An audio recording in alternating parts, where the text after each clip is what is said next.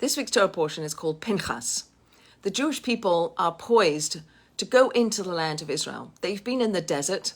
They've received food from heaven, water from a rock, clouds of glory that surrounded them and protected them from all the vicissitudes of life in the desert.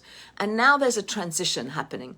We're going from being passive receivers of God's beneficence to being active. We have to start acting. We have to have a role in our own journey, in our own agency. We have to do things and be responsible for acting. And in this week's Torah portion, there are 4 examples that I'd like to bring out of people or incidences where we're enjoined to do something.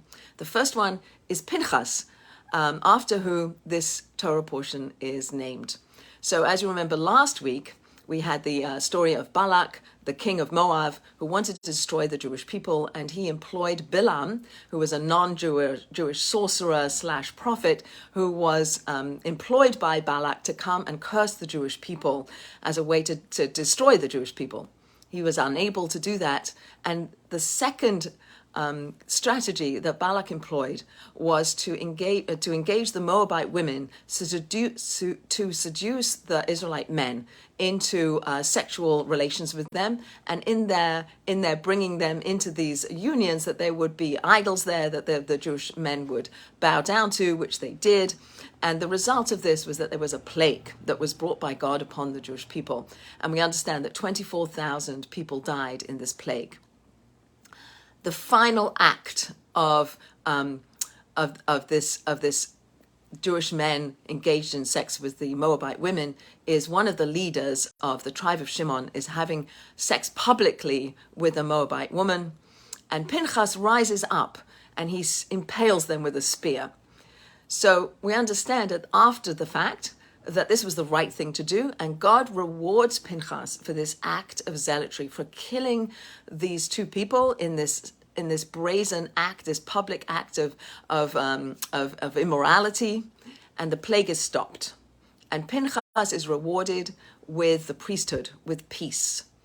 So somehow Pinchus had extra courage. He had extra souls, we learned, that gave him the strength and gave him the clarity to know that this was the right thing to do. And he stood up and he did it. So he acted.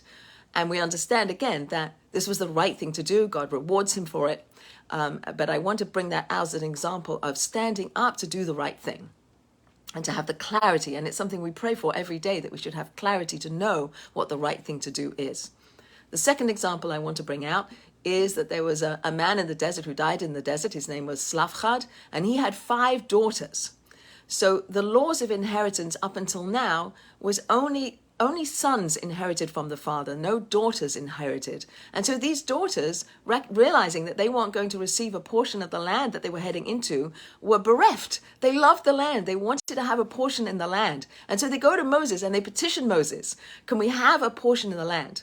Moses takes their petition to God, and God says, yes, they should. This is absolutely what they should have. And so they inherit parts of the land of Israel. Again, people standing up saying, we want change. We don't want this to be the status quo. We don't want to be this the way it is. And because of their petition, that the laws of inheritance changed, that this was something that God saw as the right thing to do. And so the laws of inheritance changed because of the actions of the daughters of Slavchad. Another example of acting. Third example, Moses goes up onto the mountain to see the land that he's not going to go into, as we understand, because of various things that happened in the desert, that he doesn't get to go into the land. There's going to be a new leader. And while he's on the mountain looking out over the land of Israel that he's not going into, he implores God and he asks God to make sure that the Jewish people, who are likened unto a flock of sheep, should have a shepherd. They should have the right shepherd. The shepherds are going to take them in and bring them out. That's going to be with them. That's going to look after every single one of them. And Moses describes God as, you who are the source of all of our spirit, of our energy, should look after every single one, and that there should be a leader that is the right leader to take the Jewish people in. And God says, yes, it's going to be Yehoshua, it's going to be Joshua, your major disciple. He's going to be the one to take the people in.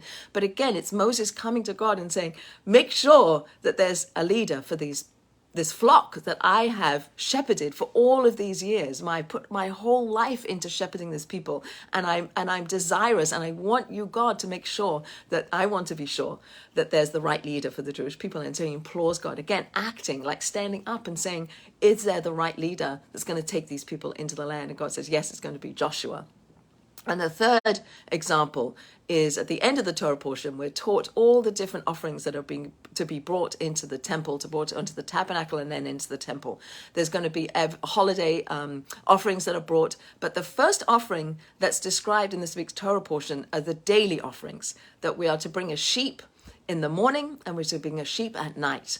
At night, in the morning, at night, in the morning, we're going to bring sheep every day. We're going to bring sheep. We're going to do something. We're going to bring something.